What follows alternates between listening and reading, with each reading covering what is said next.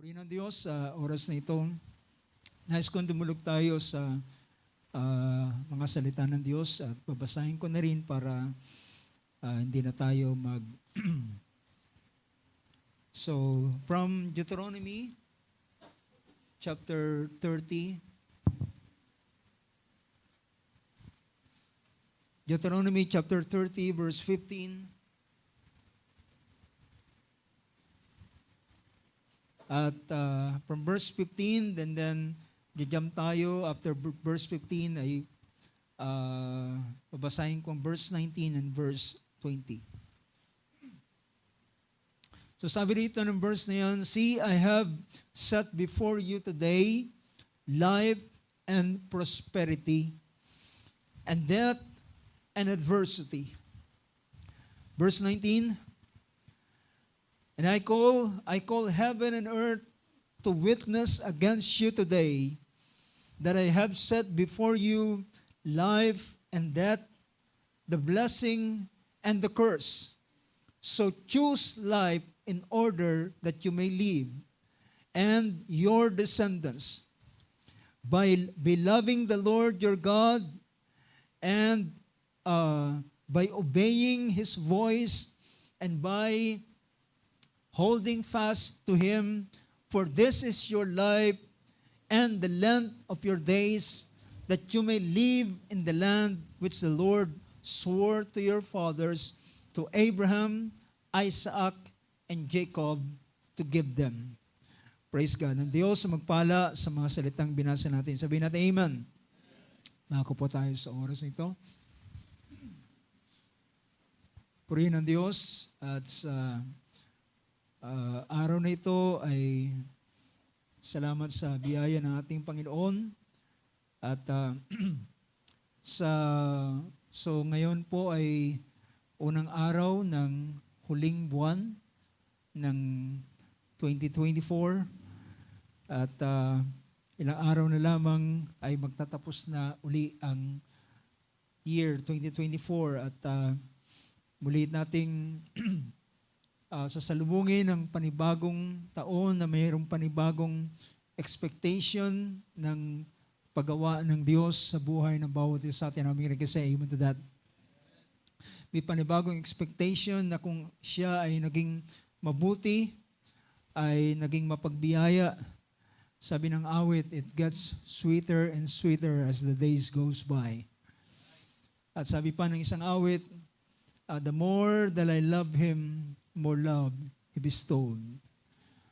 The longer I serve Him, the sweeter it goes. And the more that I love Him, more love He bestowed. So, maasa tayo na hindi tayo nagsasawa sa paglilingkod sa Panginoon dahilan kung ang isang bagay na ito ay pangtao lamang, ay ito ay madaling huhupa, kagaya ng kasabihan ng mga Pilipino ay ningas kugon, biglang magliliyab na napakaalab at sa isang iglap ay mawawala at maglalaho. Pero dahilan ang ating paglilingkod ay hindi ito sa ating sariling lakas, hindi ito sa ating sariling kakayanan, ito ay buhay na inilagay niya sa bawat isa sa atin. At ang buhay na yun na ibinigay niya sa atin ay tinawag itong eternal life. Amen, can say amen to that. That's eternal life. And because it is eternal life, ito'y buhay na walang hanggan, ay hindi natin ito in-expect na tayo ay magkakaroon ng buhay na walang hanggan after na tayo'y mamatay sa buhay na ito. Kundi ang buhay na walang hanggan, ito'y binigay na sa bawat isa sa atin. At ito ay witness ng Diyos na siya ay gumawa ng dakilang bagay sa bawat isa sa atin. So dahilan, ang sabi ng ating Panginoon, meron siyang pangako bago siya umalis sa ibabaw ng sanlibutan, sinabi niya sa mga alagad, dahilan ako'y nabubuhay, kayo rin naman ay mabubuhay. So dahilan ako'y nabubuhay, at pinakita niya na ang mga naglilingkod sa ating Panginoon ay hindi lamang sila maglilingkod habang sila ay buhay sa ibabaw ng sanlibutan, kundi ang sabi ng ating Panginoon, sino man sumasampalataya sa akin, bagamat sila'y mamatay, sila ay muling mabubuhay. So, totoo na ang buhay na ito, ang katawang ito ay hindi kayang tumagal sa paglilingkod sa Diyos. Dahilan, darating ang panahon, kagaya ng mga Old Testament saints, kagaya ng mga high priest, sila'y naglilingkod, pero dahilan sa ang buhay ay natatapos, so kinakailangan nilang sila'y nagpapahinga, pero pinapakita ang paglilingkod na ito ay ang buhay dito sa ibabaw ng sanlibutan ay hindi kayang tumagal para sa paglilingkod, pero ang Diyos ay meron pa rin siyang provision na sabi niya, bagamat sila'y mamatay, sila'y aking bubuhayin. Praise God. Salamat sa biyayang ito ng ating Panginoon na binigay sa bawat isa sa atin. Now, so this coming Sunday ay yun po yung huling para sa ating collection, para sa darating na ating John Fellowship. So meron na pong ilan sa mga kapatiran na nagbibigay para sa ating contribution na in-announce last Sunday ng ating kapatid Bar Philip. So ngayon ay 1, then December 8 is the last, ay ang last na ating pagbibigay ng ating contribution. So sa biyaya ng Diyos ay ating sikapin at I hope na ang blessing ng Panginoon ay tanggapin natin upang mag-provide siya ng ating mga pangailangan para sa darating na John Fellowship. At naniniwala ako na sabi pa nga ng kasabihan, if there's a will, there's a way. Kung merong gusto, may paraan. Pag ayaw, maraming dahilan, sabi pa nga.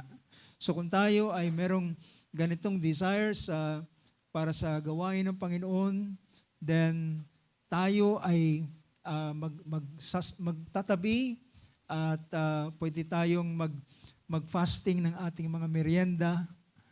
Pwede tayong maglaan ng ilang mga bagay para sa gawain ng Panginoon at nininiwala ko hindi ito magiging sayang ang anumang bagay na ating gagawin at ibibigay sa pangalan ng Panginoon ay kanyang i-recompense. Siya ay merong nakalaan na biyaya, kapalit ng mga bagay na ating ipaglilingkod sa Kanya. So, nais ko ring i-remind ang bawat isa. So mamaya po, this is our first Sunday ng ating buwan. So tayo'y nagbibigay ng ating collection para sa nagamit natin para sa service na ating kinuha. So ito'y ginagawa natin monthly. The first Sunday ay naglalagay tayo ng isa pang box para sa collection, para sa ating financial upang maibalik natin yung ating mga obligasyon. So, sa ganitong paraan ay may papakita natin sa ating Panginoon na hindi tayo nanghihinayang sa mga bagay na blessing na Kanyang binibigay sa atin. Handa natin itong ibigay para sa gawain ng ating Panginoon. So, mamaya po ay maglalagay tayo muli ng isa pang box para dun sa ating collection na yan. At isa pa rin na gusto kong i-remind, tayo po ay mostly every services ay meron tayong live streaming at ito po ay nakakaabot sa ilan sa mga mananampalataya at mga ilang mga tao na nakakapunta sa ating page. So, ina-advise ko po dahilan kailangan po natin ng mas mainam na internet connection para yung mga nanonood sa atin ay hindi naman sila mag-struggle na magputol-putol yung panonood nila. Even sa recording din naman, kapag napakahina po ng internet connection, ay makikita natin na nagbabuffer o nagpuputol-putol yung video minsan at minsan naapektuhan ng sound. So I advise mga kapatid na sa panahon ng ating gawain ay ilagay natin, i-turn off natin ang ating mga Wi-Fi connection. Kung ilan sa inyo ay naka-connect sa ating Wi-Fi dito sa ginagamit natin sa church. At ito ay para po sa kapakanan ng ating mga kapatid o ng ilan sa mga nasa live stream. So sa ganung paraan, kung tayo na narito ay nag-enjoy tayo ng tuloy-tuloy na pagsasalita, yung ilan po ay naaapektuhan kapag ang internet connection ay napakabagal. So I advise na ang bawat isa ay maging maging kabahagi sa ganitong bagay para sa isang mainam na live streaming na ito'y magiging pakinabang, naniniwala ko, magiging blessing ito sa mga mananampalataya. Especially hindi ito dahilan sa sino man, pero kailanman na ang salita ng Diyos ay panapahayag, pinapangaral, naniniwala ko ito ay may hatid na blessing sa bawat isa. Praise God. Makakaasa po ba ako mga kapatid sa inyong pag-cooperate sa ganitong bagay? So, yan po ay aking binibigay na papahayag para sa ating gawain. So,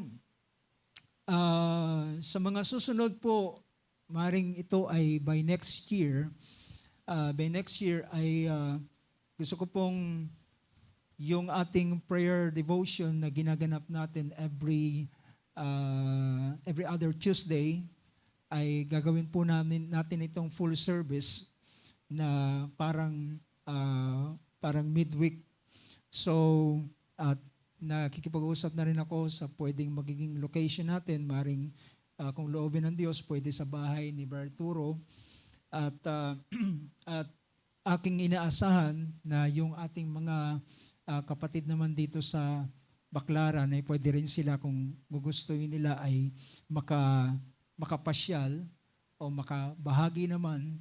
So kung kami minsan ay every Thursday ay nagpupunta rito, so gusto rin namin makasama yung mga kapatiran galing dito naman ay pumunta naman doon at tayo magkaroon ng fellowship. Alam kong yun ay merong konting sakripisyo dahilan magtra-travel kayo, magbabiyahe kayo, at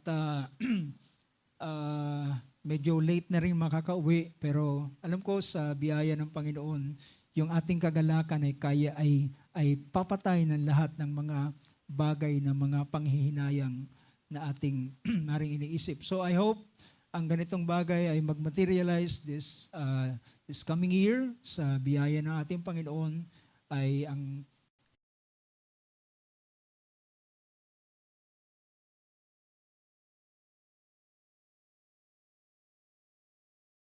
zeal nila sa Panginoon, yung kanilang sikap. Ang sabi ni Apostol Pablo sa kanyang sulat sa sa Book of Romans ay pinakita niya na huwag tayo maging tamad sa pagsisikap, kundi tayo maging maninga sa espiritu na naglilingkod sa Diyos. Tama ba mga kapatid? Huwag tayo maging mga tamad sa espiritu o sa pagsisikap, kundi maging maningas sa espiritu na naglilingkod sa Panginoon. Alam ko, hindi ko matatawaran ang inyong sikap at sipag sa trabaho, pero gawin din naman natin yung sipag natin sa mga bagay na espiritual. Dahilan, ang sabi natin Panginoon, man shall not live by bread alone. Dahil ang buhay natin hindi lamang sa physical na buhay, hindi lamang ating katawan ang kailangan natin pakanin, ang ating mga espiritu ay kinakailangan natin ng fellowship sa ating Panginoon. Purihin ang Diyos. Praise God. Pwede ba natin palakpakan ng Panginoon?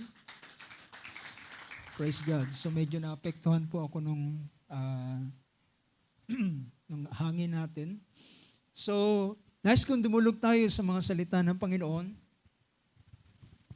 at balikan yung Book of Deuteronomy na ating binasa.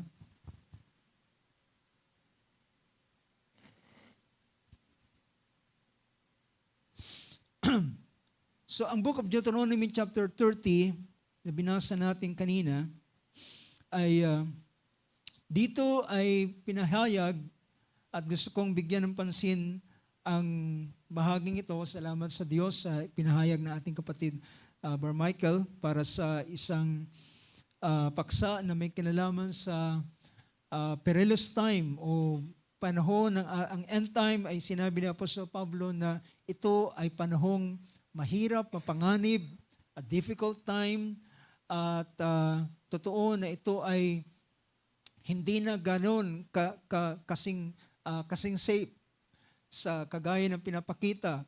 At ito ay pinakita ng ating Panginoon as it was in the days of Noah, so shall it be in the coming of the Son of Man. So ganon ang panahon at ngunit naniniwala ako na sa kabila ng ganitong bagay ay merong pa ring ang mundo ay nakikita natin ng ganitong katangian, samantalang ang mga anak ng Diyos ay meron pa ring katangian at character na dinedevelop ang Panginoon, at ito'y nagmamanifest at ito ay buhay ni Kristo at character ng ating Panginoon. Now dito sa verse na ito na ating binasa, I just want to quote it once more. Ang verse 15 ay pinakita rito na sabi niya, "See, I have set before you today life and prosperity." So pinapakita rito na sabi niya, narito ay aking inilalagay sa inyong harapan ang, sabi niya, ang dalawang bagay na ito. Tingnan nga natin sa Tagalog. Sabi niya, tingnan mo na inilagay ko sa harap mo sa araw na ito ang buhay at ang kabutihan, at ang kamatayan at ang kasamaan. So merong dalawa na narito sa ating harapan, mga kapatid. Kung paanong ang ating, naalala kong statement ng ating kapatid Barbanham, sabi niya, wag lang nating sisihin si Adan at si Eva sa unang panahon, na bakit nila pinili yung punong kahoy ng buhay o punong kahoy ng pagkakilala ng mabuti at masama instead of the tree of life. Pero sabi niya, kung sila Adan at ang babae sa panahong yun ay merong nakalagay sa kanilang harapan na dalawang klase ng bunga, dalawang klase ng punong kahoy. Ito ay ang punong kahoy ng buhay at ang punong kahoy ng pagkakilala ng mabuti at masama. At pinili ng babae dahilan siya'y nadaya at pinili niya ang punong kahoy ng bunga ng pagkakilala ng mabuti at masama. At maaaring sabihin natin, dapat pinili, hindi na nila pinili yun. Pero ang sabi natin kapatid, sabi niya, alam niyo ba na kung paano si Eva at si Adan ay gayon din ang bawat isa sa atin. Meron ding dalawang bagay na nasa ating harapan na tayo ang pipili sa ganitong bagay. At sabi nito, narito inilagay ko sa inyong harapan, sa harap mo sa araw na ito, ang buhay at ang kabutihan. So sa isang side ay buhay at kabutihan, at sa kabilang panig naman ay at ang kamatayan at ang kasamaan.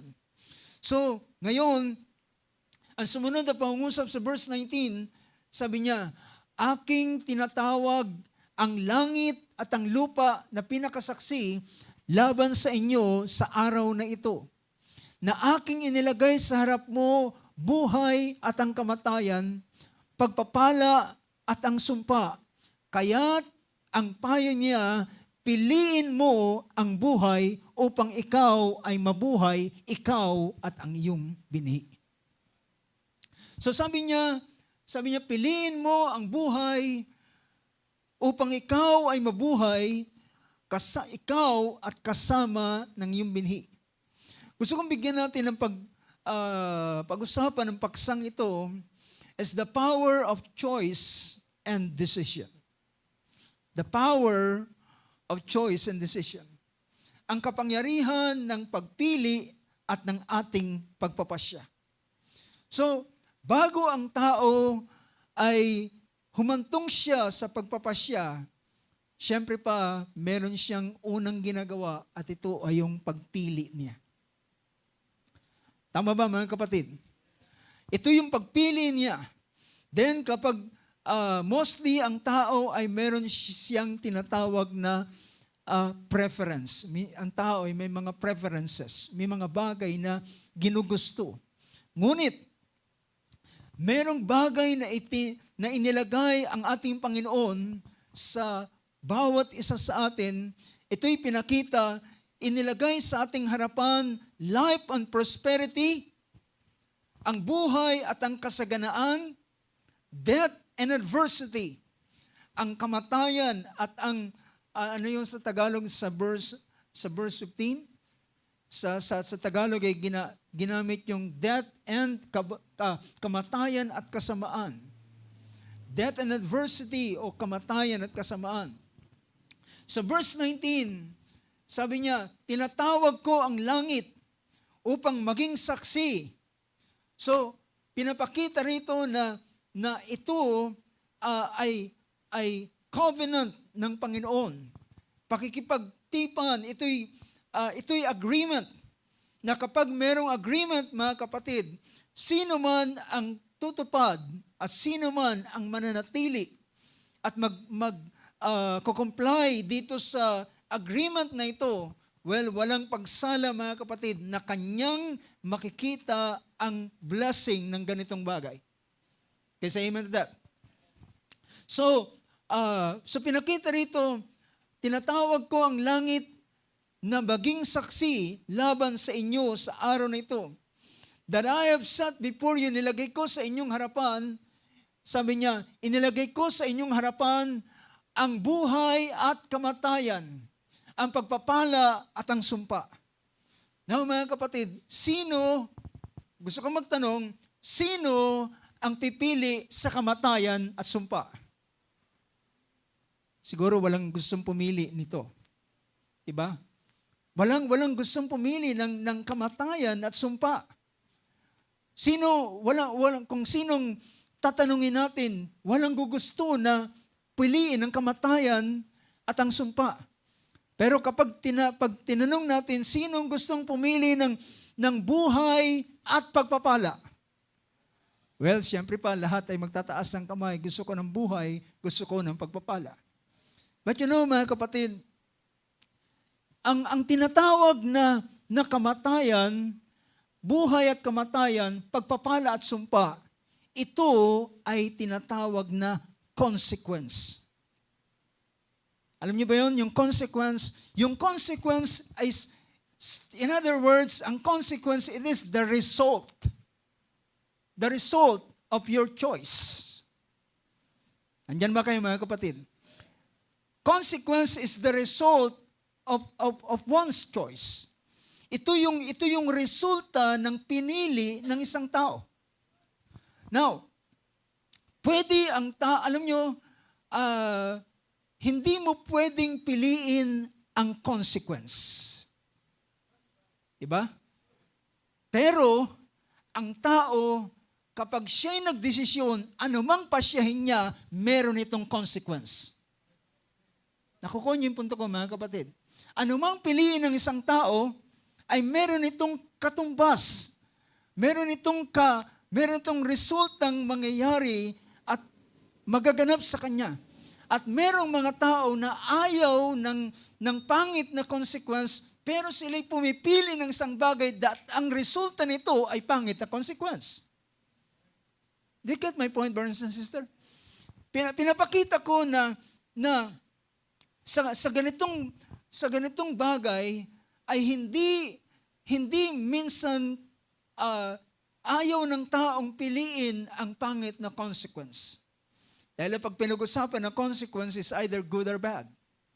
Meron dalawang bagay ang sinasabing consequence. Well, wag lamang nating isipin na ang consequence ay pangit.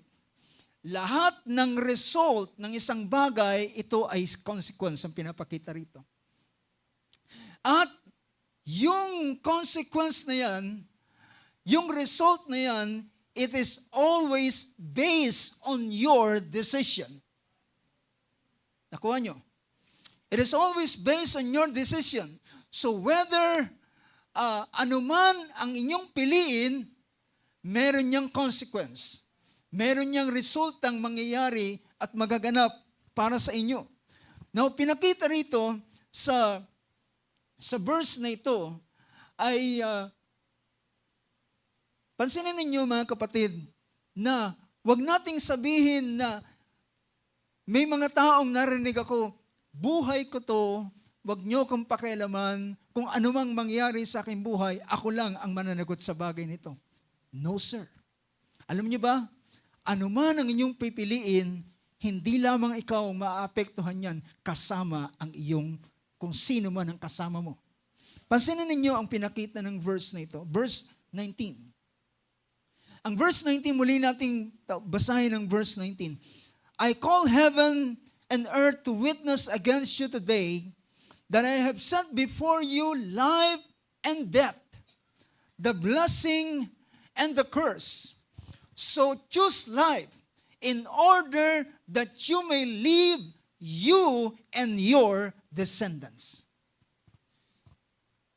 Pinapakita rito na anuman ang pipiliin ng isang tao, hindi lamang siya ang apektado rito, it's either blessing or curse. Hindi lamang ikaw ang maapektuhan, ikaw kasama ng iyong sambahayan.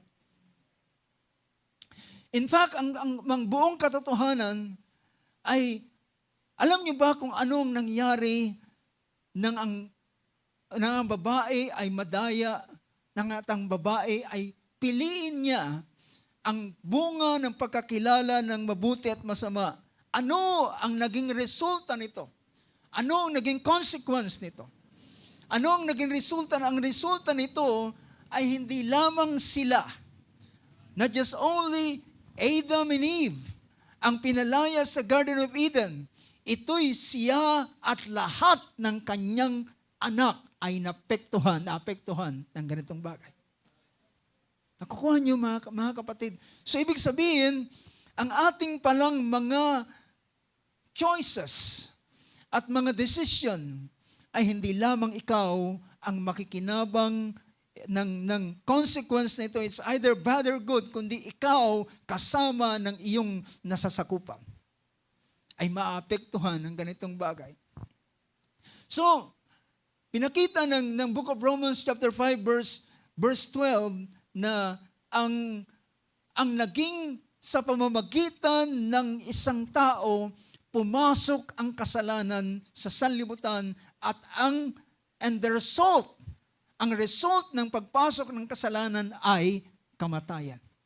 No, mga kapatid, hindi ito ginusto ni Adan at Eva.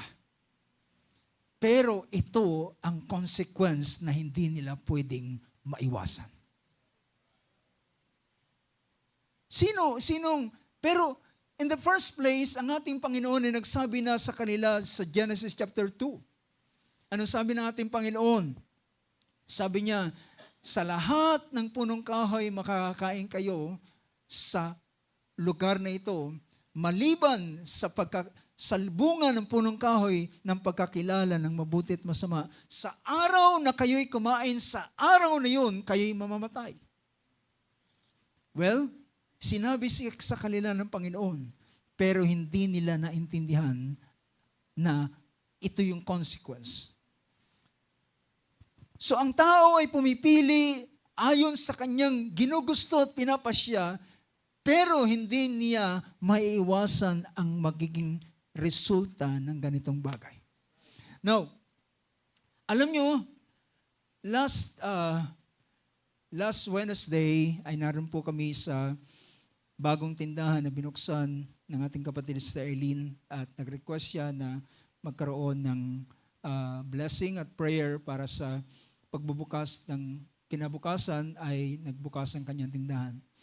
At aking senior sa kanila bago nalalangin ay minsan kapag tayo ay nagbubukas o normally, traditionally ay kapag nagbe-bless ay tumatawag ng minsan pare at binibisika ng holy water yung lugar para i-bless. But sinabi ko, hindi yung holy water ang nagbe-bless doon sa anumang negosyo, anumang bagay riyan, kundi ang may dala ng blessing, hindi ang holy water, kundi yung tao mismo. Do you get the point? Ang may dala ng blessing ay hindi yung holy water na winisik doon sa 4 na sulok ng gusali, kundi yung tao mismo ang merong dala ng blessing. At aking binigyan ng pansin yung Psalms chapter 1. Anong sabi ng Psalms chapter 1? Mapalad ang tao na hindi tumatayo. Anong sabi ron? Basahin nga natin ang Psalms 1.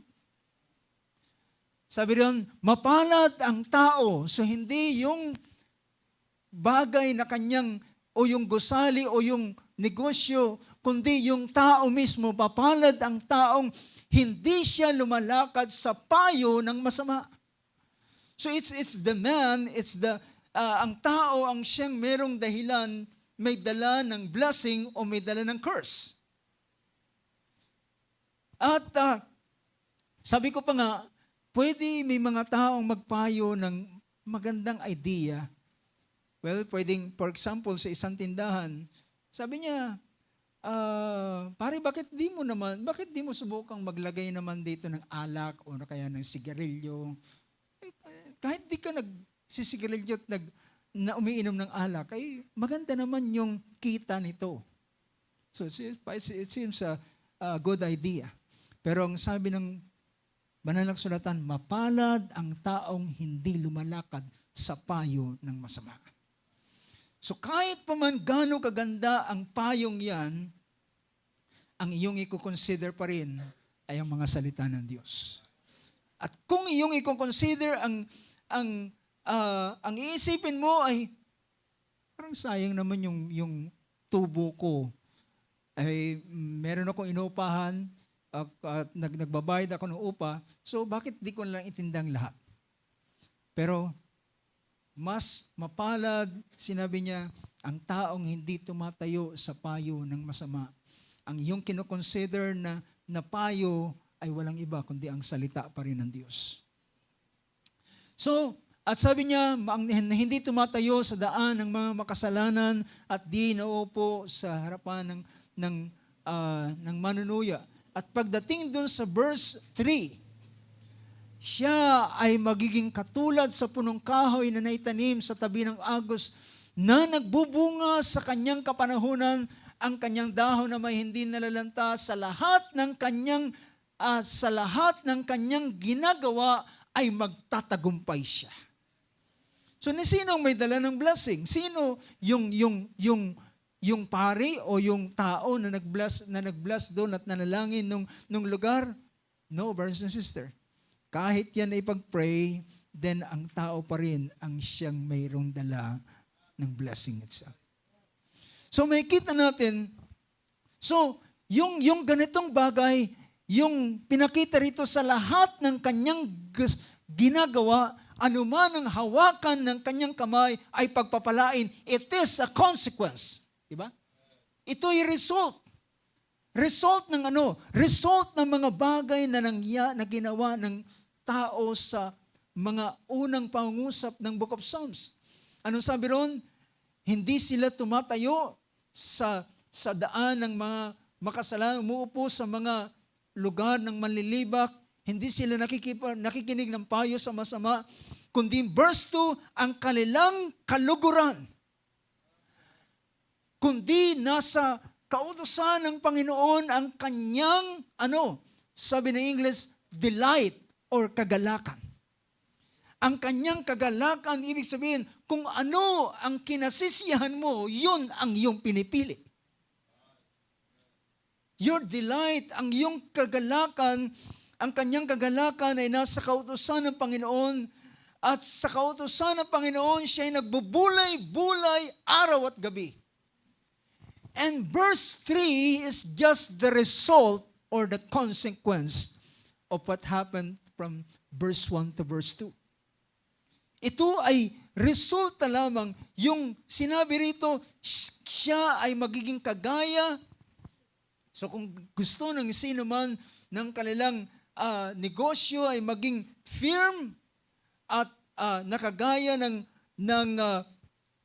punong kahoy, or whatever ito ay negosyo man, ikaw mismo, personal sa iyong buhay, ay magiging kagaya sa punong kahoy, tiyakin mo na ikaw ay nakatanim sa siping ng agos ng tubig.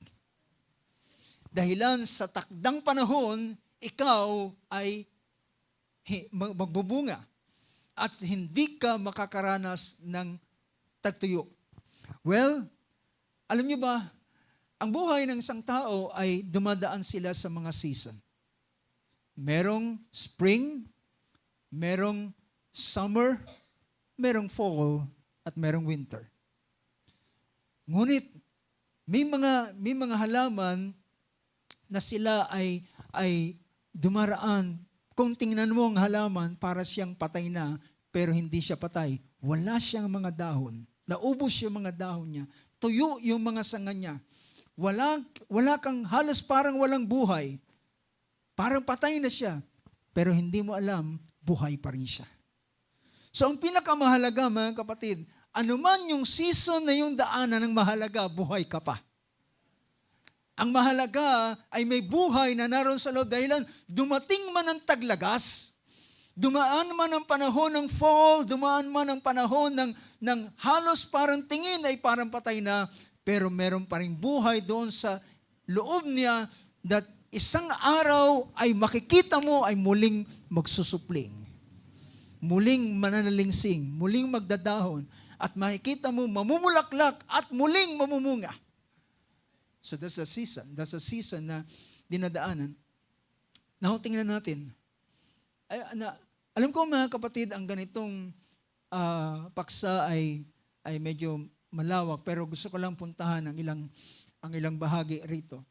Pero puntahan ko ang ilang mga bagay dahilan ang ating pinag-uusapan is the power of choice and decision. So, sa isang verse na pwede nating tingnan dahilan binigyan natin ng pansin kanina yung Book of Deuteronomy chapter 30. At pinakita roon na anuman ang gagawin ng isang tao sa kanyang pagpapasya ay ito ay ang magiging resulta nito ay sa kanya at sa kanyang sambahayan. Tandaan natin ito mga kapatid, ang mga bagay na desisyon na ating gagawin sa ating buhay ay laging may kinalaman ito sa iyong sarili at sa iyong sambahayan, sa iyong pamilya. Now, gusto kong tingnan natin ang isang pangyayari, isang utos ng ating Panginoon sa aklat ng Exodus chapter 20. Exodus chapter 20.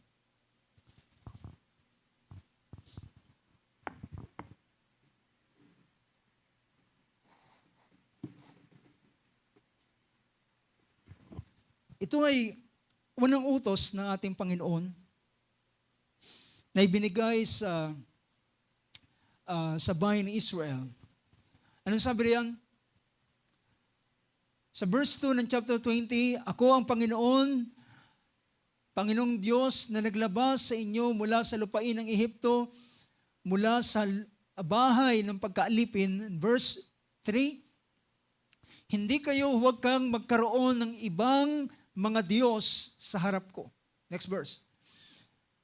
Huwag kang gagawa para sa iyong sarili ng inukit na larawan ng anumang kawangis, ng anumang nasa langit, sa itaas, o ng nasa lupa, sa ibaba, ang nasa tubig o sa ilalim man ng lupa.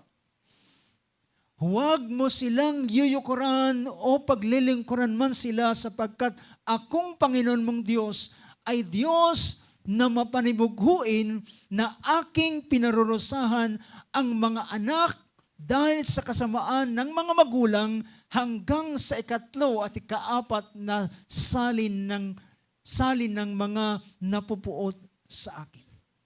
Now, makikita natin na ang ganitong bagay, ang desisyon ng isang tao ng pagsamba ng hindi sa Diyos, kundi ng pagsamba sa ibang Diyos, ay ang epekto nito ay hindi lamang siya, kundi kasama ng kanyang pamilya, ng kanyang anak, ng kanyang apo at anak ng kanyang apo hanggang sa ika-4 na sali ng lahi. So nakita natin na ang taong ito, pwedeng sabihin, kapag tinanong mo siya, gusto mo bang maranasan ng ganitong bagay? Ayaw. Walang taong gugusto nito. Pero yung pinipili ng tao ay pwedeng magresulta ng ganitong bagay. Dahilan ang choice ng isang tao ay yung base doon sa kanyang iniisip na maganda para sa kanyang sarili. At kanyang ginugusto. Pero ang consequence nito ay aabot sa kanya, sa kanyang anak, sa kanyang apo, at hanggang sa anak ng kanyang apo.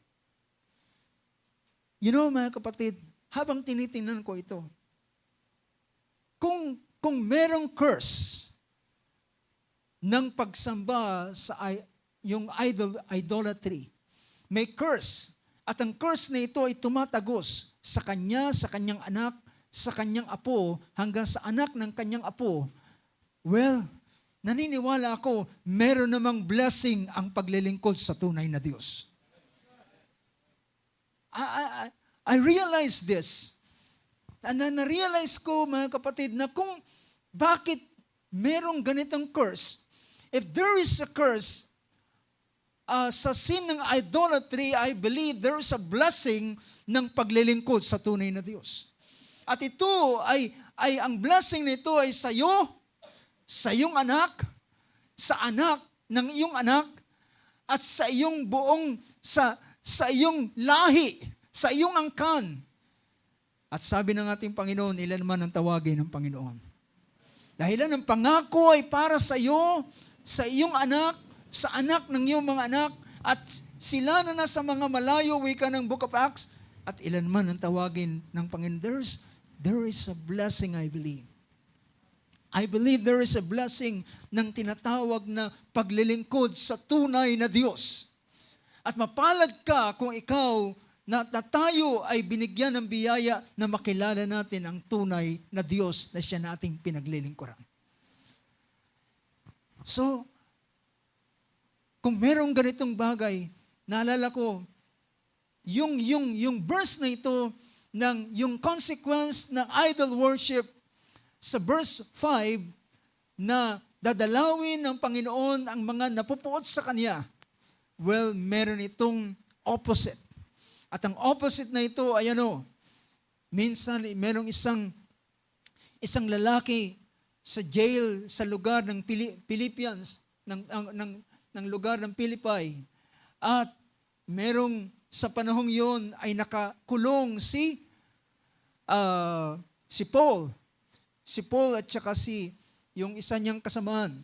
At sabi niya, habang sila'y nagpupuri sa Diyos, sumasamba, sa kabila ng kanilang mga kamay at kanilang mga paa ay nakalagay sa stock. Alam niyo ba yung stock? Yun yung dalawang kahoy na ibinababa na ang butas lamang ay ang kanilang mga kamay na isinusuot.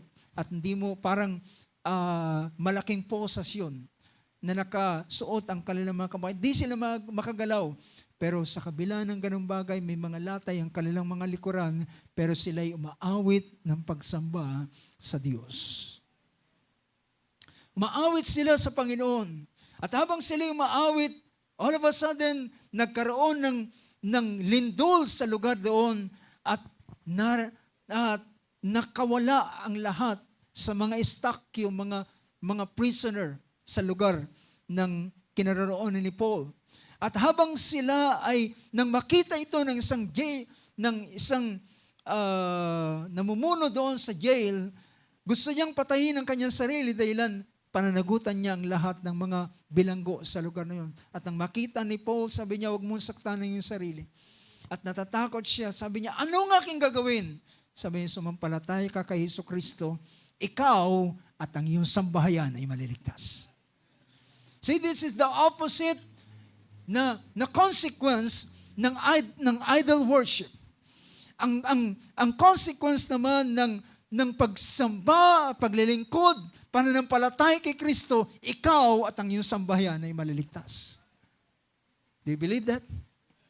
This is a promise. So, sa ganitong pangungusap na ipinakita, so nakita natin ang bahaging ito. So, napuntahan natin dahil ng ating oras hindi magiging sapat.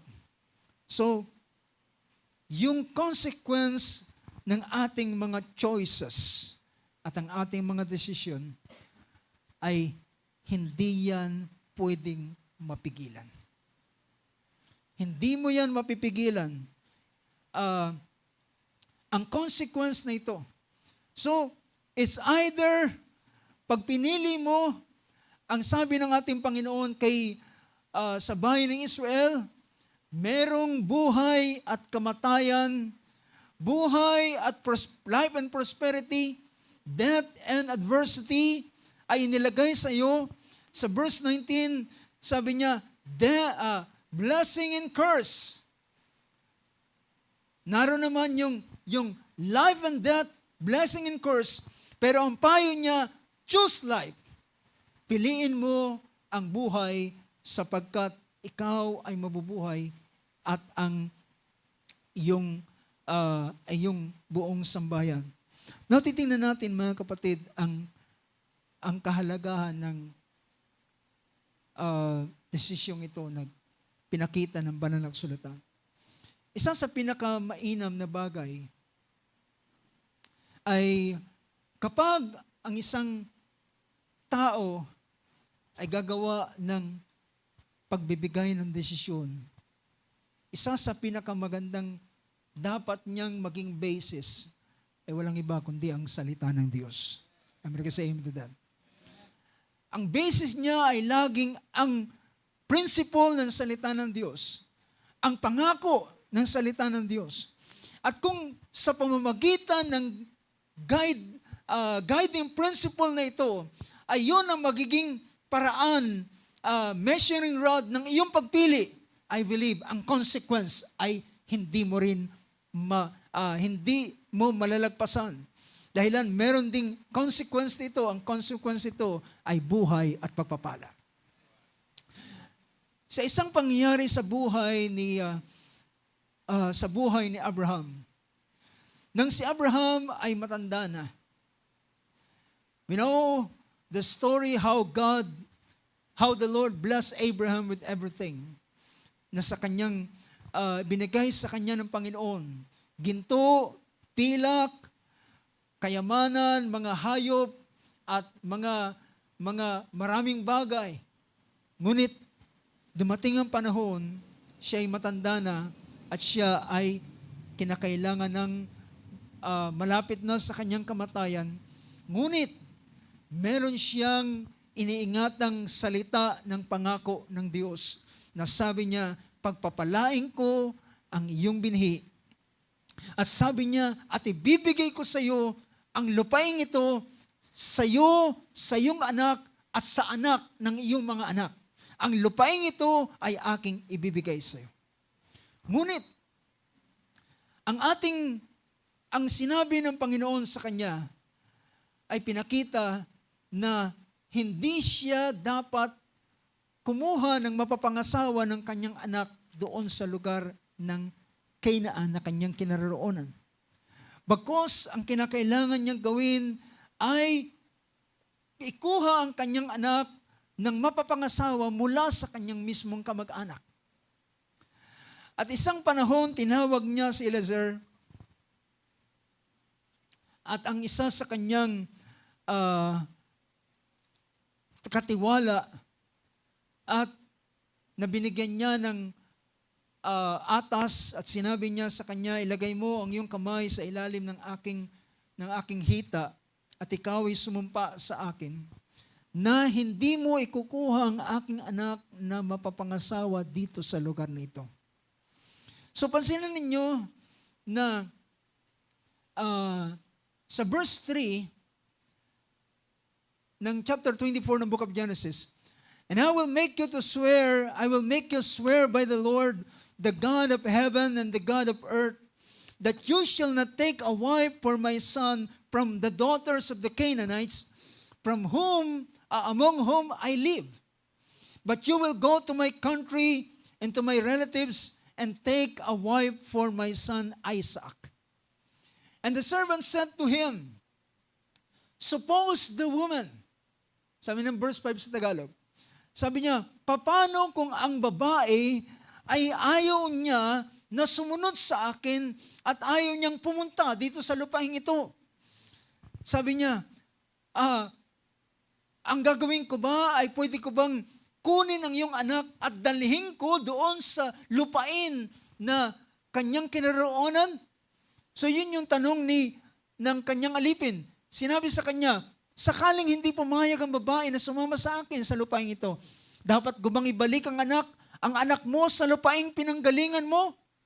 Well, mga kapatid, hindi siya, nakikita natin pagdating ng verse 6, ay hindi nakipag-compromise si Abraham sa pagbibigay niya ng desisyon. Hindi siya nagbigay ng compromise at sabihin niya, well, baka naman pwede naman siguro na dalhin mo yung anak ko doon at para makita niya, para makumbinsi siya na sumama yung babae. Pero ang sabi po ng verse 6, then Abraham said, beware that you do not take my son back there. Beware. It is a warning. It is a very straight warning para sa kanyang alipin o sa kanyang katiwala. Sabi niya, beware. Mag-ingat ka na wag mong dadalin ang aking anak pabalik doon sa lupaing yon. Alam niyo kung bakit? Inilabas ako ng Panginoon mula sa lugar na yon. At ang sabi ng Panginoon, ito yung guiding principle ni Abraham. Sabi niya, the Lord God, ang Panginoon, ang Diyos ng langit, na kumuha sa akin sa bahay ng aking ama, at sa lupain na aking tinubuan, at sa akin ay nagsalita, at sa akin ay sumumpa, na nagsasabi, sa iyong binhi, ibibigay ko ang lupain ito. So pinag-uusapan yung lupain. Doon sila dapat tumira. Doon sila dapat mamalagi. So hindi dapat umalis si Isaac at pumunta doon, pabalik. So ang guiding principle ni Abraham, ito ang lupain na ibibigay ng Panginoon sa akin at dito sila dapat mag-settle down. At hindi, sabi niya, paano kung ayaw? Paano kung ayaw? Sabi niya, kung ayaw ng babae, ang tanong sa kanya, tuloy, tatapos ba natin yung verse 7? Sabi niya, sa iyong lupain, sa iyong binhi, bibigay ko ang lupain ito. At sabi niya, babalikan natin yung verse 7. Sabi niya, sa iyong binhi, bibigay ko ang lupain ito. Sabi niya, siya ay magsusugo ng kanyang anghel sa unahan mo upang pag-aasawahin mo roon ang aking anak. Well, ang point na pinapakita ni Abraham dito, well, sabi niya, ang Diyos na nagsabi sa akin, ibibigay niya ang lupain ito sa akin, kung ang aking anak ay kikuha mo ng mapapangasawa sa aking kamag-anak, magsusugo siya ng anghel doon sa lugar na yun at pagpapalain niya ang iyong lakad. Dahilan, ang salita ng Panginoon, dito sila magsasettle down. So, by this guiding principle, dito si Abraham nagdesisyon. Napakahalaga mga kapatid na meron kang guiding principle on what you will decide. On your decision. So, hindi ka magsasabi, well, baka nga naman pwede rin. Meron siyang guiding principle na kanyang ginawang panuntunan. Sabi niya, ang Diyos ang nagsabi sa akin, ibibigay niya ang lupain ito. Ang Diyos ang magbe-bless ng iyong lakad at magsusugo siya ng anghel para patnubayan ang iyong lakad at gabayan ka sa iyong daan na iyong gagawin. At sabi pa rito, bukod sa sinabi niya, ang Diyos ang magsusugo ng kanyang anghel. He will send His angel before you, and you will take a wife for my son from there. Very straightforward. At sinabi niya, ang anghel, ang Diyos ay magsusugo ng anghel at ikukuha mo ang aking anak ng mapapangasawa mula sa lugar na iyon. Verse 8, sabi ni Abraham, but if the woman is not willing to follow you, then you will be free from this, my oath. Kung ayaw talaga nila, kung ayaw niya, kalag ka na sa pangakong ito. Kalag ka na sa usapang ito. Ganun ka-firm si Abraham sa kanyang paggawa ng kanyang decision. At mga kapatid, yumaon ang kanyang alipin, pumunta, naglakbay, at ang paglalakbay na ito is by camel. Alam nyo, ang layo ng lugar nito is almost from Mamre to Mesopotamia. Ang distance nito is almost 1,200 kilometers something. 1,200. At ang distance nito ay pwedeng lakbayin kung maglalakad ay is almost 10 days. Ganun kalayo. At pagdating niya roon, well, merong atas ang aliping ito. Meron siyang sumpang iniingatan na kanyang ikukuha ang kanyang Panginoon, anak ng kanyang Panginoon, ng mapapangasawa mula doon sa lugar na yun. Well, ang isang naging maganda sa pagdedesisyon naman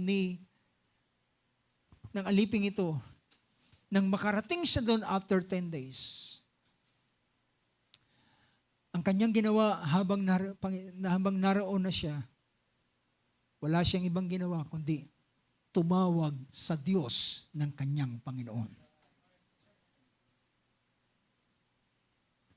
Well, this is the very good idea na ginawa ng aliping ito ni Eliezer. Ang kanyang ginawa ay tumawag siya. Sabi ni Abraham, ang Diyos, ang aking Diyos na pinaglilingkuran, ang aking Diyos na naglabas sa akin mula doon sa lugar na yun, magsusugo ng kanyang anghel. So, nakatangan siya sa ganitong klase ng pangako na binigay na kanyang narinig sa kanyang Panginoong si Abraham. Nang makarating siya sa lugar doon, pinahimpil niya ang mga kamelyo sa labas ng syudad, sa may gawin ng well of water, sa panahon ng dapit hapon na the evening time. That's verse 11. At ito yung panahon ng paglabas naman ng mga kababaihan para sumalok ng tubig. Ang daming babae. Sabi niya, Panginoon, sino ang pipiliin ko dito? Sino yung kamag-anak nila? Sino yung, at pag pinag-uusapan ng ganda, well, halos lahat magaganda. Pero, ang kanyang ginawa, para magbigay ng kapasyahan, tinawagan niya ang Diyos na may akda ng ganitong bagay. It's the God who is the author of this promise. Ang ginawa ni Eliezer, na alipin ni Abraham, siya ay pumunta habang nakapahinga ang mga camel sa verse 12. Siya ay nagsalita, O Panginoon, Diyos ng aking Panginoong si Abraham. Anong sabi diyan? Sabi niya, O Panginoon, Diyos ng aking Panginoon si Abraham, hinihiling ko sa iyong pagkalooban mo ako ng tagumpay ngayon. Ibig sabihin, maging matagumpay ang aking lakad na ito. Ikaw ang siyang manguna at ikaw ang tumulong sa akin na maging matagumpay ang lakad na ito. ikaw at ikaw ay magmagandang loob sa aking Panginoong si Abraham. Napakagaling manalangin ni Eliezer.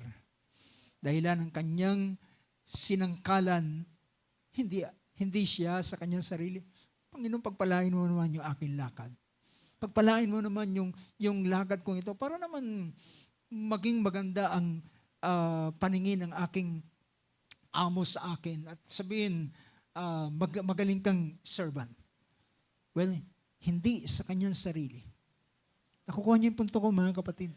Hindi para i-promote ang kanyang sarili na baka mas i-promote ako pag naging matagumpay ang aking lakad na ito. Kundi sabi niya, Panginoon, Diyos ng aking Panginoong si Abraham. Ikaw ay magmagandang loob sa kanya.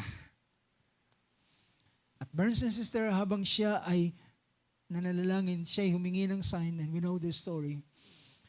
Show loving kindness to my master Abraham. At ngayon, nasabi niya, narito ako, nakatayo ako sa bukal ng tubig, at ang mga anak na babae ng lugar na ito, ng syudad na ito, ay nagsisiparito upang kumuha ng tubig. Nawa, sabi niya, ang babae na aking i-approach at aking sasabihin sa kanya, pwede mo ba akong painumin? At siya ay magpapainom sa akin at siya ay magsasabi sa akin na ikaw ay mainom at pagkatapos mong uminom, aking paiinumin din ang lahat mong kamelyo. At yun yung kanyang inusal at kanyang ipinanalangin. Well, napakagandang guiding principle ito para sa paggawa ng desisyon. Ang ating panalangin ay napakahalaga sa mga desisyon na ating gagawin. Dahilan sa ganitong bagay, ini-invoke natin ang kanyang tulong para sa atin. Ini-invoke natin yung kanyang pagtulong. At kaysa sa ikaw ay gagawa ng iyong sariling paraan at pagsisikap at pwede mong magawa, kundi ikaw ay tatawag dahilan siyang author ng lahat ng bagay. And because He is the author, then sabi niya, Panginoon, pagpalain mo ang aking Panginoon at ikaw ay magmagandang loob sa Kanya. At matapos niya sabihin ang ganitong pangusap, then, sabi roon, kung sino ang magpapainom sa akin at magpapainom din sa aking mga kamelyo, bayaang siya ang iyong pinili para sa anak ng iyong lingkod na si Isaac. Sa pamamagitan nito, by this I will know that you have shown loving kindness to my master. Sa pamamagitan nito ay makikita ko na ikaw ay nagmagandang loob sa aking Panginoon. At pagkatapos niyang sabihin, nakita niya ang isang napakagandang dalaga. Not knowing na siya si Rebecca. At kanyang in-approach at sinabi niya, maaari mo ba akong painumin? Dahil nakita niya ang magandang babaeng si Rebecca na may daladalang tapayan o banga at siya pumunta doon sa spring of water at kumuha ng tubig at pagkatapos niyang kunin ng tubig, inilagay sa kanyang balikat at aktong papaalis na at papauwi na at kanyang hinarang at sinabi niya, maaari mo ba akong painumin? At karaka ibinaba ni Rebecca ang lalagayan ng tubig at sabi niya, uminom ka. At pagkatapos niyang uminom at sabi niya, pagkatapos mong inom, paiinumin ko rin ang lahat mong mga kamelyo. At ginawa pagkatapos niyang uminom, ay binuhos niya yung natirang tubig doon sa kanyang balikat, doon sa pinakainuman ng mga kamelyo, at bumalik doon sa spring, pumakot ng tubig at inilagay doon sa ibang mga trough na doon ang inuman ng mga kamelyo. At habang minamasdan niya na pabalik-balik si Rebecca, manghang-mangha siya. Sabi niya, totoo ba na pinagpala mo ang aking lakad sa araw nito? And that is the sign na binless ng Diyos ang kanyang lakad. Ngayon, nakapaglagay siya ng tamang desisyon. At inilagay niya ang earrings, inilagay ang bracelet, at sabi niya, kanino kong anak? At sabi niya, ako, ano sabi rito? Sa verse 15, before he had finished speaking, behold, Rebekah, who was born to Bethuel, the son of Milcah, the wife of Abraham's brother Nahor, came out with her jar. At pagkatapos niyang painumin, sabi rito, verse 21, meanwhile, the man was gazing at her in silence.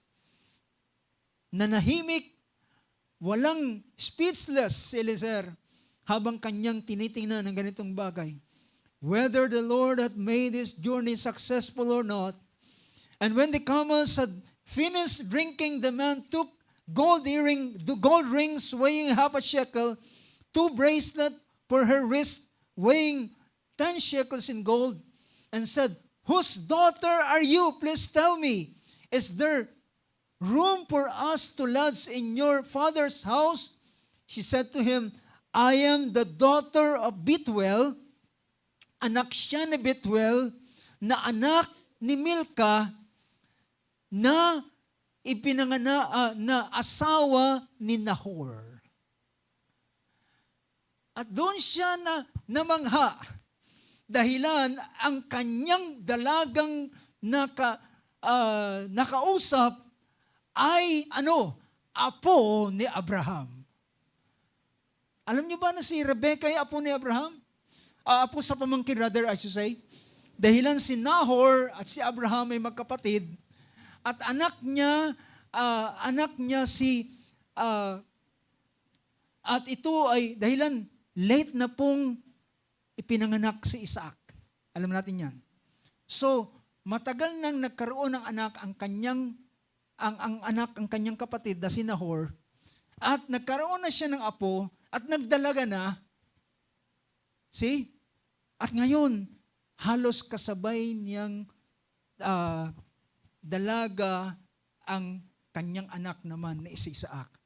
At nagulat si Eliezer dahilan eksakto giniide talaga siya ng Panginoon. At tama ang kanyang naging desisyon. So napakahalaga ng ganitong bagay, mga kapatid. Ang ating meron tayong dapat na guiding principle sa bawat desisyon na ating gagawin. Una ay ang salita ng Diyos. Pangalawa ay ang pagbibigay ng pag-invoke ng tulong ng Diyos sa ating mga bagay, at sa ganitong paraan makikita natin ang isang tagumpay.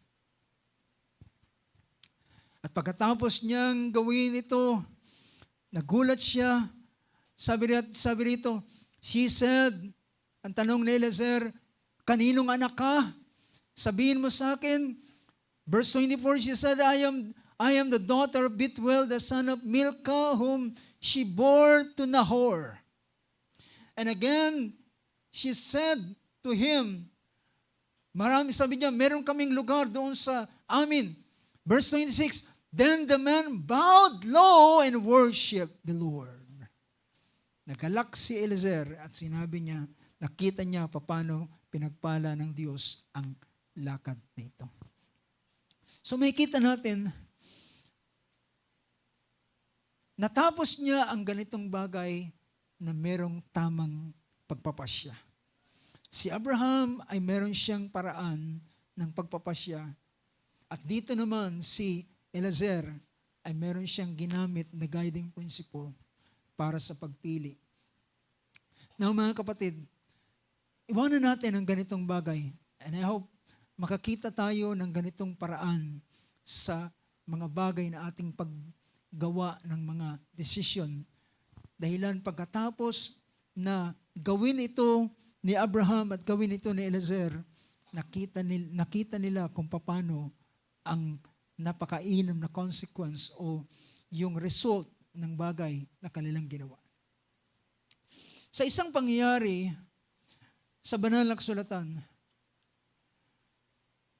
meron pang isang bagay na napakagandang ating tingnan at ito ay isa rin namang maging warning para naman sa atin paano tayo magbibigay ng ating mga desisyon. Sabi rin, sa isang pangyayari sa banal na kasulatan, ito yung panahon ng Israel. Ang Israel ay sila ay halos boundary na sila ng papunta sa Canaan land. At ito yung tinatawag na Kadesh Barnea. At sa lugar na yon ay binigyan nila ng pagkakataon na request ng mga tao sa panahon yon na kanilang tingnan muna ang lupain kung maganda o hindi. Well, definitely ang lupain ay napakaganda dahil dinescribe na ito ng Panginoon sa panahon pa ni Moses. Na sabi niya, dadaling ko kayo sa isang lupain na binubukalan ng pulot at ng gatas. So definitely it is a good land. Pero yung mga tao ay nag-request na gusto nilang tingnan muna ang lupain at ano ang klase yung mga tao na narito. So to cut the story short, ang 12 spies na dalawa rito ay si Joshua at si Caleb ay nagpunta doon at nakita nila ang ganda ng lupain. Pero habang nakikita nila ang ganda ng lupain, ang nakita naman on the other side, na alam kong nakita rin naman ni Joshua at ni Caleb. Pero ang nag-register sa kanilang kaisipan nung 10 spies na ito ay ang malalaking mga muog. Nakita nila na magandang lupain, magandang bunga, pero mas na-retain sa kanilang memory ang malalaking muog, ang matataas at malalaking mga higanteng mga anak ni Anak. At ang lugar na yon na tila napakahirap pasukin. Ngunit nang bumalik sila upang mag-report kay Moses, meron silang magkaibang report. Ang una ay pinakita nila ang ganda ng lupain, pero maya-maya sabi nila, however, gayunpaman, yung mga tao doon ay malalaki, yung mga muog ay makakapal. At nakita nila Joshua at Caleb ang direksyon ng kanilang mga report, kung saan ito papunta at patungo. So, habang sila ay narito sa ganitong bagay, ang dalawang grupo ay merong dalawang desisyong magkaiba. Ang sabi ng 10, huwag na nating pasukin, hindi natin kaya. Malalaki sila, para lamang tayong tipaklong, mga higante sila, at sabi niya, magiging parang maliit lamang tayo sa kanila. Pero sabi naman nila Joshua at ni Caleb, sabi niya, pasukin natin minsan sapagkat ibinigay sila ng Panginoon sa atin. So may magkaiba silang desisyon. Now mga kapatid, minsan ang tao ay madali siyang magbigay ng desisyon base sa mga bagay na kanyang nakikita. At base sa damdamin na kanyang nadarama. At sa mga sitwasyon na kanyang nakikita, ay doon siya nagbibigay ng kanyang desisyon. At ito ang ginawa. Pero nagkaroon ng wise decision ang dalawa, hindi sila nakabase doon sa sitwasyon, sa kalalagayan, sa laki ng mga higante o sa hirap ng pagpasok doon ng malalaking muog, kundi ang kanilang naging dahilan para sila magpasya na pasukin natin. Sabi niya, ang Panginoon ay kasama natin. Siya ang inalis na ng Panginoon ang kanilang proteksyon at tayo ay magtatagumpay na minsanan lamang natin silang lulusubin. But brothers and sisters, ang tao ay mas mabilis magbigay ng desisyon based doon sa kanilang narinig at nadarama. At yun ang ginawang pagbibigay ng desisyon, una ng 10 espiya at naka-impluwensya ito ng buong Israelita. Well, 2 against many. So outnumber. Pero mga kapatid, dito makikita natin ang kanilang ginawang desisyon. Ang ginawang desisyon ng dalawa at ang ginawang desisyon ng marami. At ang consequence ay hindi nila alam na ito pala ang maging consequence ng bagay na kanilang pinili. Dito maintindihan natin mga kapatid, hindi ka pwedeng, kung may mga pagkakataon, hindi ang tao nakakapili ng consequence.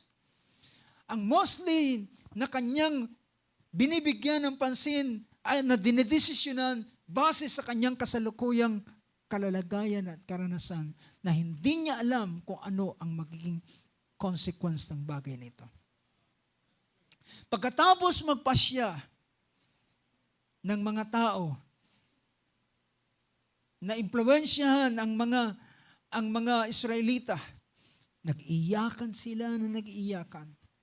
At sinabi nila, bakit tayo dinala ng Panginoon sa lugar na ito?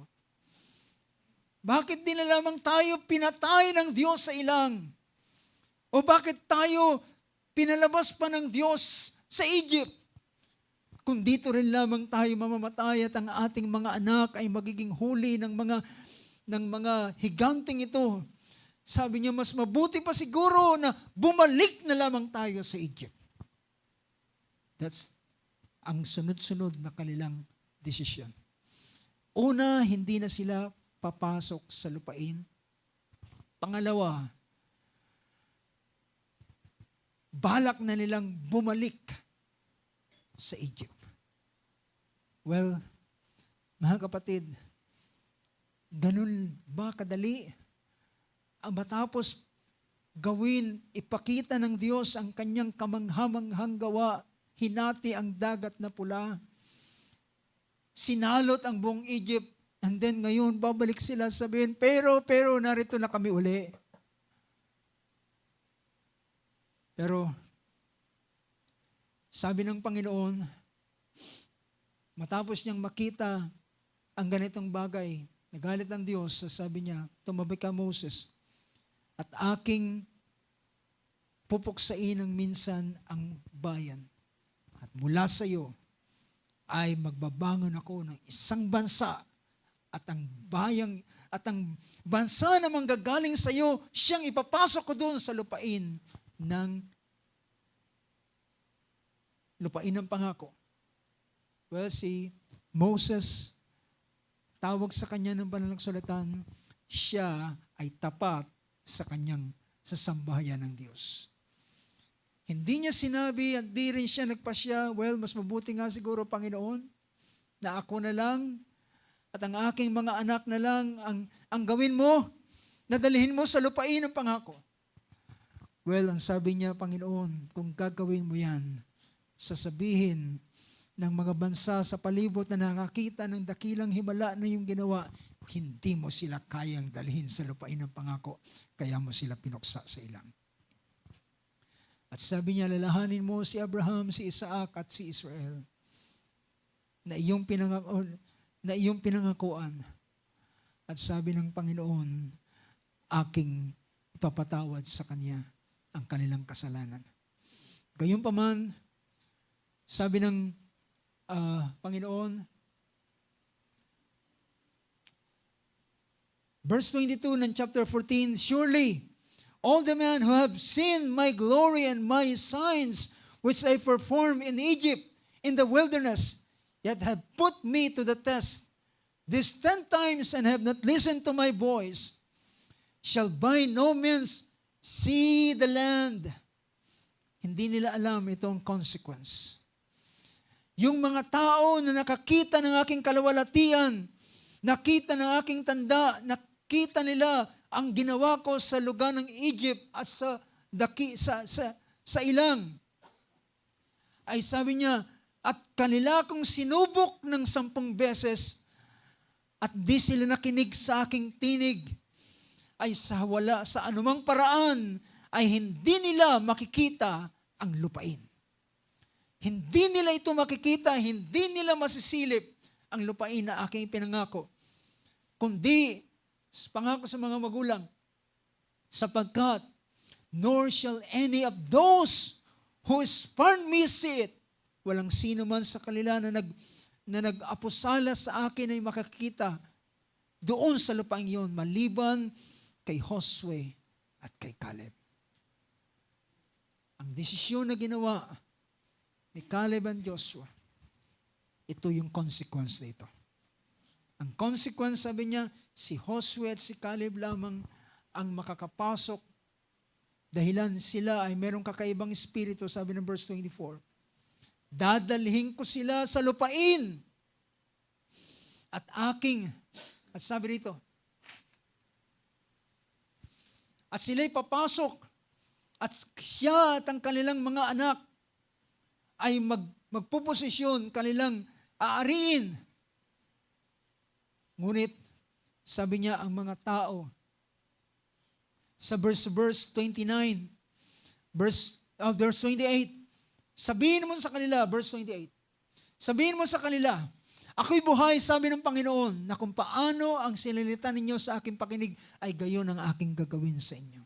The next verse, sabi niya, ang inyong mga bangkay ay mabubuwas sa ilang na ito, yaong lahat na bilang sa inyong kabuuan ng bilang mula sa 20 taon ng gulang taas patanda, na lumaban sa akin, na umapusala sa akin, verse 30, ay tunay na hindi kayo papasok sa lupaing pinagtaasan ko ng aking kamay, na pinatutuhanan ko sana sa inyo maliban si Caleb na anak ni Jephunneh at si Josue na anak ni Nun.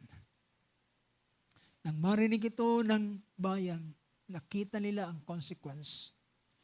Sabi niya, Moses, nagsisisi na kami. Nagkasala kami. Papasok na kami sa lupain. Sabi ni Moses, wag na niyong gagawin yan. Dahilan ng mga Amalekita ay nasa inyong harapan, wag kayong magtatangka na pumasok. At nagtangka sila, sabi rito sa verse 39, when Moses, sapagkat matapos niyang salitain, nasabi niya, ang lahat ay hindi makakapasok maliban kay Josue at kay Caleb. At sabi niya, sila'y lahat ay mamamatay sa ilang, ang kanilang bangkay ay kakalat sa ilang. At sabi niya, ang bawat araw na kanilang ipinagtiktik sa lupain ng pangako, ay bawat araw ay katumbas ng 1 taon. At kung 40 araw sila ay 40 taong maglalayag at mag-iikot sa ilang hanggang sa ang lahat ay mamatay at maging patunaw ang kanilang mga bangkay dito sa ilang. Nang marinig nila ito, sabi nila, verse 39, when Moses spoke these words to all the sons of Israel, the people mourned greatly. In the morning, however, they rose up early and went up to the reeds of the hill country, saying, here we are, we have indeed sinned, but we will go up to the place which the Lord has promised. But Moses said, why then are you transgressing the commandment of the Lord, when it will not succeed? Verse 42, do not go up, or you will be struck down before your enemies, for the Lord is not among you. So dito, kapwa merong consequence ang kanilang mga desisyon. Ang desisyon ni Joshua at Caleb, ang consequence nito ay mainam na consequence, sila ay papasok. Samantalang ang mga taong ito, ng kanilang ginawang basis ay ang kasalukuyang sitwasyon at hindi tiningnan ang pangako ng Diyos. At di tiningnan ang napakainam na layunin ng Diyos sa kanila, kundi sila ay nagpadala doon sa kanilang sariling sitwasyon at mga bagay na kanilang kasalukuyang naranasan, ay nagdesisyon sila ng ganitong bagay. You know, mga kapatid, dito makikita natin, ang ating mga buhay ay naaapektuhan ng ating mga desisyon. How many can say amen to that? Tandaan natin ito, mga kapatid, our decision can affect ang ating paglalakbay sa buhay na ito. Yan ang dahilan, ito ang kapangyarihan ng ating desisyon.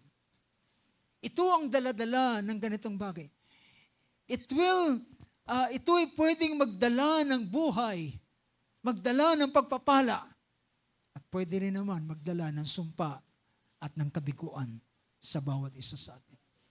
Itong lahat ay nangyayari sa ating mga desisyon na ating ginagawa. Ganun kakapangyarihan ang ating mga pagpapasya, mga kapatid. So, kung tayo man ay magpapasya, gamitin natin ang ganitong guiding principle. Una, tingnan natin ang prinsipyo ng salita ng Diyos. Dalhin natin ito sa pananalangin. Huwag nating tingnan ang kasalukuyang sitwasyon, kundi magbase tayo sa salita at pangako ng Diyos. Dahilan, ang mga sitwasyon ito ay alam nating pabago-bago. At pwede ang mga sitwasyon ay kabaliktaran nung inahawakan mong pangako. But, gayunpaman, kung iyong pananatilihin ang iyong pagpapasya, not because of the present situation, but on the basis of God's purpose, promise, and words. At dito ka gagawa ng pagpapasya, praise God, makikita mo ang consequence ng ganitong bagay. I hope, brothers and sisters, ay makita natin gaano kakapangyarihan. Pwede ang bagay na blessing sa iyong buhay ay pwede itong maantala dahilan sa iyong desisyon. Do you hear me? Ang iyong desisyon ay pwedeng makaantala sa mga bagay na gagawin ng Panginoon. Well, merong isang bagay na ibinigay ng Diyos sa tao na kailanman hindi niya pinapakailaman, at ito ay ang kapangyarihan na ibinigay sa atin para magpasya. Ibinigay ang right na ito upang hindi tayo maging parang robot na sunod-sunuran. Pag ginamitan naman ng joystick sa kanan, kakanan. Sa kaliwa, kakaliwa. Pag diretso, diretso. Well, binigyan tayo ng Diyos ng ganitong bagay. Ang pagpipili ay ibinigay sa bawat isa sa atin. But thank God, mga kapatid. Now, tingnan ninyo ang last verse na aking babasahin. We don't have enough time para sa bagay nito. Ang chapter 81 ng Book of Psalms ay nagpahayag ng ganitong pangusap. Verse 10, chapter 81. I, the Lord, am your God, who brought you up. Sabi niya, ako ang Panginoon na naglabas sa iyo mula sa lupain ng Ehipto. Bukihin mong maluwang ang iyong bibig at aking pupunuin. So dito ay pagtawag ng Panginoon, open your mouth wide and I will fill it. Verse 11, ngunit hindi nakinig sa aking tinig ang bayan ko. Hindi ako sinunod ng Israel. Well, mga kapatid, oo, ang Diyos ay makapangyarihan sa lahat. Pero hindi niya ginagamit ang ganitong bagay. Hindi niya ginagamit ang kanyang kapangyarihan. Ginagamit niya ang kapangyarihan kailan? Sa mga sumasampalataya sa Kanya. Kapag ikaw ay maglalagak ng iyong tiwala sa Kanya, then He will show His glory. Ngunit sabi niya, hindi ako pinakinggan, hindi ako dininig ng bayan. Ang aking bayan ay hindi duminig sa aking tinig. Ang Israel ay hindi sumunod sa akin. Kaya binigay ko sila sa katigasan ng kanilang mga puso at sila'y lumakad ng kanilang sariling paraan. Sabi yan, sa gayoy aking pinasunod sa pagmamatigas ng kanyang puso upang sila'y magsilakad sa kanilang sariling mga payo at kaparaanan. Verse 13, O kung ako'y didinggin ng aking bayan, kung ang Israel ay lalakad sa aking mga daan. Next verse. Aking pasusukuing madali ang kanilang mga kaaway. Saan nakasalalay ang pagbilis at pag-delay ay nakasalalay ito sa desisyon. Our choices will probably magiging direksyon ng ating desisyon. At sabi niya, Oh, that my people would listen to me, that Israel would walk in my ways, I would quickly subdue their enemies and turn my hand against their adversaries. Totoo mga kapatid, ang ating mga desisyon ay may kinalaman sa mga nilalakaran natin sa ating buhay. Lahat tayo nagnanais ng pagpapala. Lahat tayo nagnanais ng buhay. Pero ang buhay at pagpapala ay consequence ito, result ito ng dapat na desisyon na iyong gagawin. Ang dapat na iyong maintindihan ay meron kang gagamiting na pakainan na guiding principles. Ito'y walang iba kundi ang salita ng Diyos. And then, kapag ito ang iyong gagamitin, makikita mo ang result na ito. Ang banal na kasulatan ay nagpapakita na ang Diyos ay siya ay dumidepende. Maring minsan hindi natin maintindihan ito. Pero ang Diyos ay dumidepende sa mga pasya na ating ginagawa. Naalala ko sabi ng Panginoon sa bayan ng Israel, Miyak siya, Jerusalem, Jerusalem, makailang beses ko kayong gustong tipunin na kagaya ng inahing manok sa kanyang mga inakay, ngunit ayaw kayo. At narito sabi niya, iwanang sira at wasak ang inyong syudad at ang inyong bayan. Maraming bagay maintindihan natin sa banal na kasulatan. Paano may mga tao na ginagawa nila ang desisyon nila. Si Esau ay humarap siya sa isang pagbibigay ng desisyon. Ano yun? Ano ang kanyang papahalagahan? Ang kanyang kumakalam na sikmura o ang birthright na kanyang hawak-hawak. Ngunit naging mas timbang sa kanya ang nararamdaman niya. Ang kumakalam na sikmura, ang nanghihinang katawan na gusto niyang bigyan ng pagkain dahil sa salabis na pagod sa kanyang paghahanap na wala siyang nahuli. Pero si Jacob ay nag-offer sa kanya, bibigyan kita pero ibenta mo sa akin ang iyong pagkapanganay. At sabi ni Esau, he despised the birthright. At sabi niya, anong saysay ng birthright na yan kung mamamatay naman ako sa gutom? Well, nakatingin lang siya doon sa kasalukuyang sitwasyon sa oras na yun. Pero mga kapatid, gayon pa man, nang gawin niya ito, ibinenta niya ang kanyang pagkapanganay, Hindi niya alam na ang consequence nito ay sa panahon ng kanyang pagkiklaim ng blessing ay wala na ito sa kanya ang karapatan, kundi ibinigay niya na sa kanyang kapatid. Well, brothers and sisters, may the Lord guide us, or may the Lord give us wisdom on making decisions sa uling maaraw nito. Dahil ito'y napakahalaga, ang nakasalalay dito ay ang resulta nito. Pero ang pagpili ng buhay at ng pagpapala ay laging kaakibat dito ang mga salita ng Diyos. Pero kung magkaminsan sa mga salita ng Diyos ay dito kinakailangan ang pananampalataya.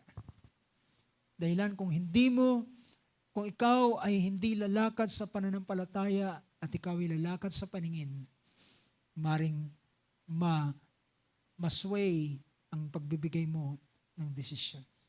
But always, ang salita ng Diyos ay napakahalaga sa paglalagay ng ating mga kapasyahan. Ang Diyos ang magpala sa ating, palapakan natin ating Panginoon. Tayo tumayo sa oras ito, awitin natin ang awit. Where He leads me, I will follow. Ang ating Panginoon, do you believe, mga kapatid, na handa siyang magiya sa atin? Tama ba? Handa siyang magiya sa atin. Provided na ikaw ay handang magpagiya sa Kanya. If you're willing to be led, He will lead you. But if you're not willing, then pababayaan ka niya lumakad ng iyong landasin. Praise God. Purihin ang pangalan ng ating Panginoon.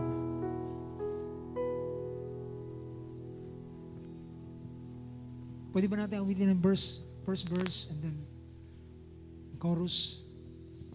You know, brothers and sisters, sa ating mga pagpapasya para sa buhay, pagpapala at kapayapaan, kung magkaminsan may mga cross na dapat nating pasanin, may mga pagpapasya, may mga bagay na dito ang ating mga sarili ay kinakailangan nating tanggihan. Dahilan mas madali nating piliin yung mga bagay na iniisip nating mabuti at maganda sa ating paningin at pananaw.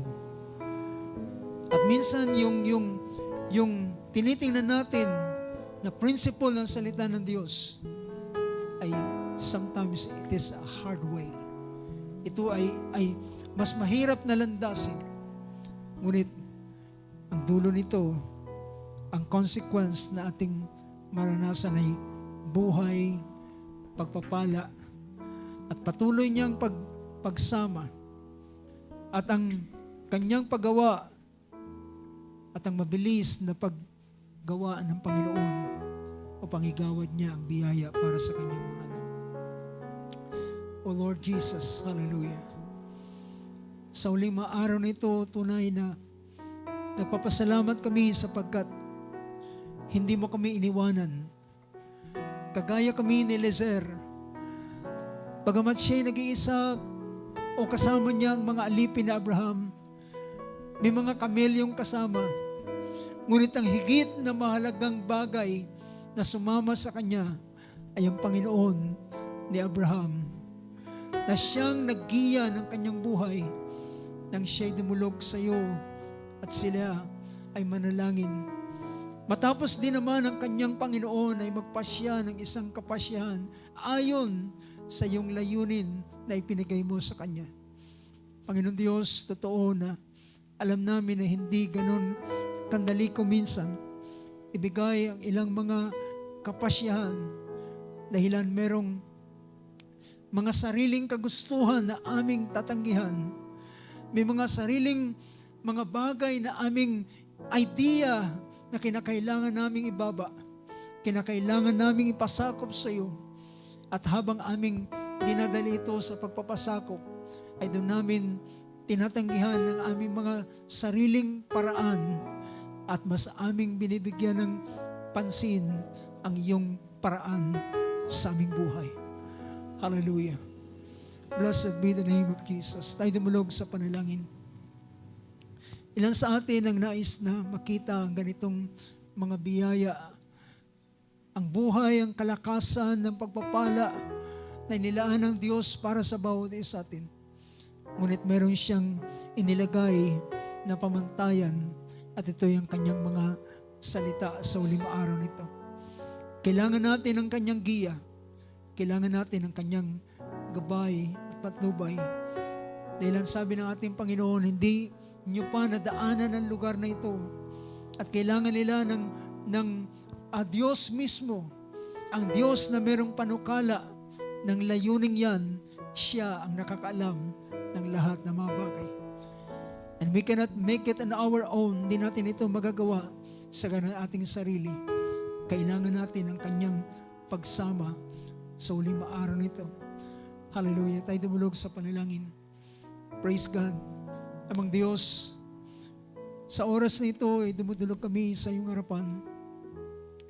At matapos naming makita, Lord, gaano kakapangyarihan ang aming mga desisyon na aming ginagawa. Gaano ito na dito nakasalalay ang aming magiging bukas.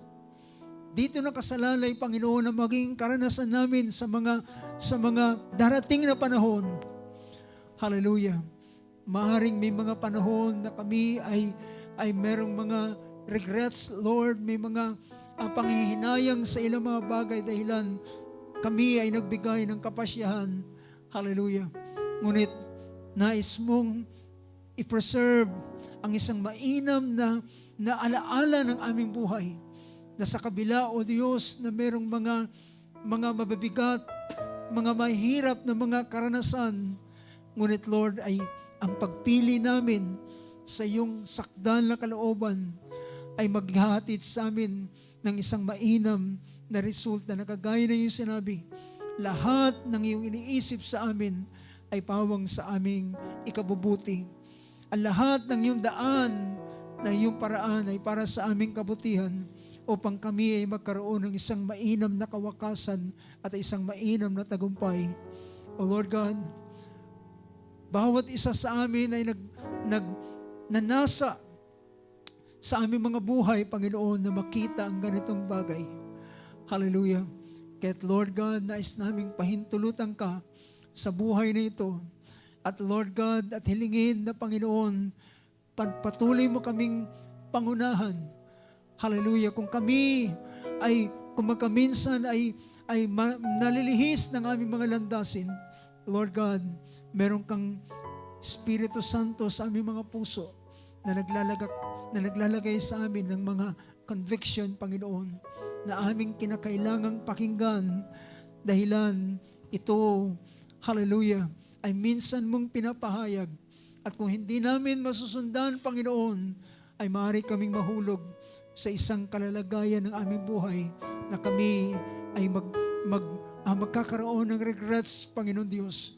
Ngunit Lord, nais mong dalhin kami sa mainam na bagay sa huling araw nito. So Lord God, sa oras na ito, kung paano ako'y dumadalangin sa giya ng iyong banal na Espiritu, ay naniniwala ko gayon din ang bawat isa sa amin na nangangailangan ng gabay at patnubay. Salamat, hindi mo kami iniwan nag-iisa. Meron kaming banal na Espiritu na narito sa amin na kinakailangan namin pakinggan, kinakailangan naming bigyan ng pansin. Meron kang mga salita, Lord, na iyong iniwan sa amin na kinakailangan namin balikan at maging guiding principle ng bawat isa sa amin. O Lord Jesus, hindi mo iiwanan ang iyong mga anak, Panginoon. Hallelujah. Ang bawat isa na nagsusuko ng kanilang buhay, bawat isa na nagpapaubaya ng kanilang buhay sa iyo at ninanasa nila at sinasabi, Panginoon, guide me sa uling araw nito. Lord, guide me. Pangunahan mo ako, Panginoon. Pangunahan mo kami. Pangunahan mo ang bawat isa sa amin.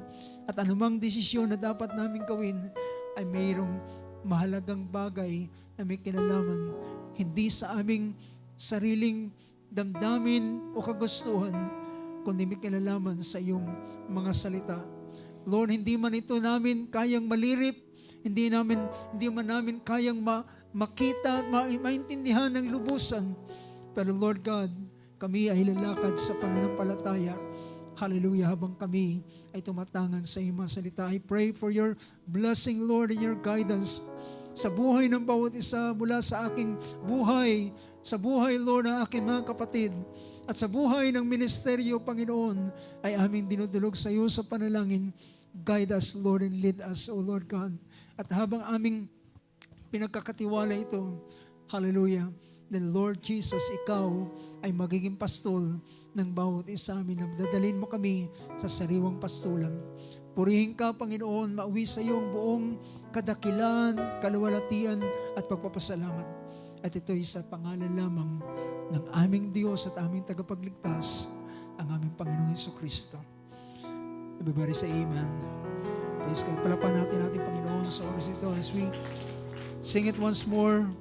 Where leads me, I will follow. Binibigay kong panahon sa ating